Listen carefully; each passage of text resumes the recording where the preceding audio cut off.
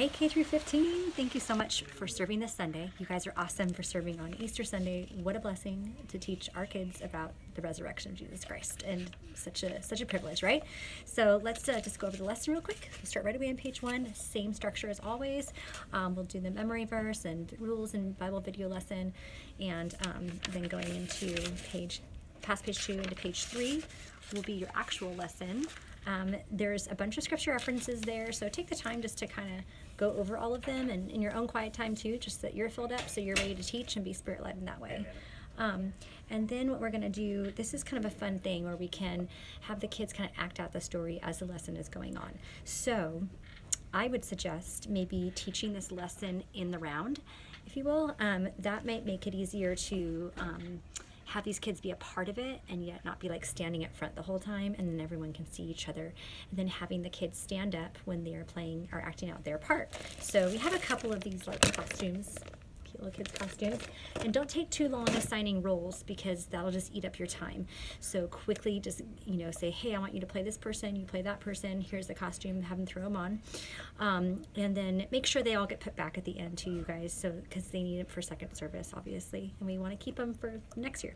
And so what you'll see in the lesson, there's instructions on how to do all this, and then what you'll see in the lesson is breaking up within the story. You'll see in bold Pilate, the tomb, guards, Jesus, just different roles that are being played. Even have like a couple kids play the tomb, like act out like the tomb, so that when they hear their part or whatever they're acting out, they can stand up and do that part, okay? And that'll make it fun. At the end of the lesson, you'll go ahead and do the object lesson. You'll have tablecloths laid out like this, the plastic tablecloths, and on top of that will be butcher paper. And what the kids will do is you're going to challenge them in the object lesson to draw pictures of certain sins that they can think of in their head. Like give them examples like fighting with your sister, lying, whatever, not doing their homework, a messy room, whatever, like not listening to their parents or something.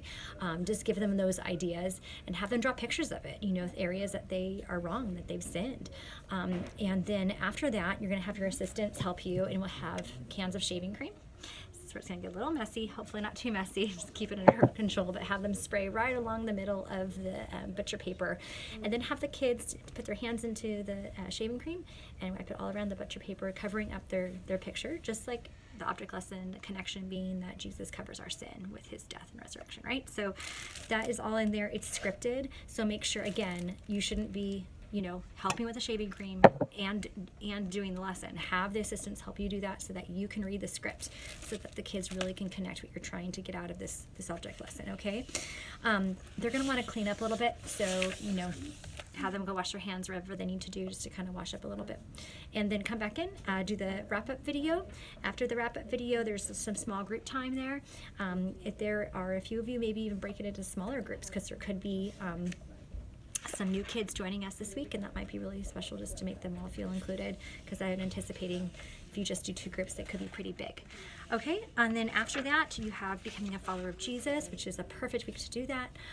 Definitely write down those names of those kiddos that respond to that, and then there's a prayer time on there, and maybe have a few kids lead that prayer time coming up front in that way. So thank you so much. Hopefully that makes sense to you.